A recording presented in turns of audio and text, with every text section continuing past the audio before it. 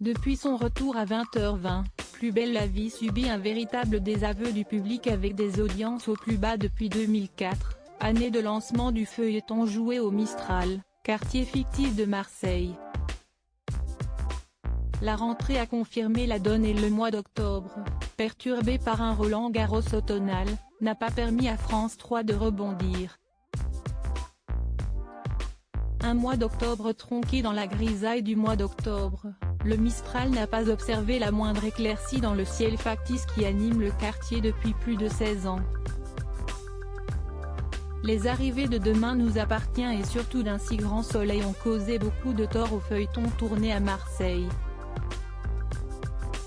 Plus belle la vie avait connu un léger mieux lors du confinement et un basculement à 20h45, mais le retour d'un si grand soleil a contraint France Télévisions à réavancer la diffusion de son soap historique et les audiences ont davantage dégringolé.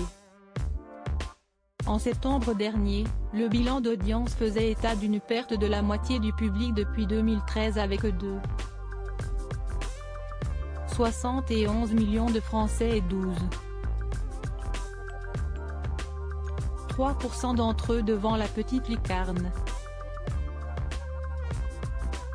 En octobre, la situation s'est encore dégradée avec les 11 épisodes programmés du jeudi 1er au mardi 20 octobre. Sans tenir compte de l'aventure perturbée par l'intervention d'Emmanuel Macron et qui a contraint Plus belle la vie à concéder sa pire performance de la saison, les péripéties entourant la famille Marcy ont intrigué une moyenne de 2,73 millions de téléspectateurs, mais avec une part de marché rabaissée à 11,1%, du jamais vu depuis la première saison. Cependant, Plus belle la vie peut compter sur le replay pour gonfler ses audiences. Le soap fait partie des programmes les visionnés de la plateforme France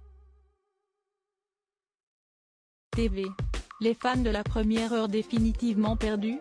Pourtant, la production s'est donné du mal pour tenter de rapatrier quelques fans historiques ces derniers temps en rappelant régulièrement des figures historiques. De Ninon à Johanna en passant par François, actuellement dans l'intrigue principale, aucun de ces retours n'a eu le moindre impact positif sur les performances. Alors que des voix s'élèvent pour dire qu'un feuilleton est de trop sur France Télévisions, celui tourné à Montpellier est clairement 2 tons au-dessus et l'avenir semble plus serein du côté de l'Hérault, là où les héros mistraliens s'assimilent à des gloires passées que l'on oublie peu à peu.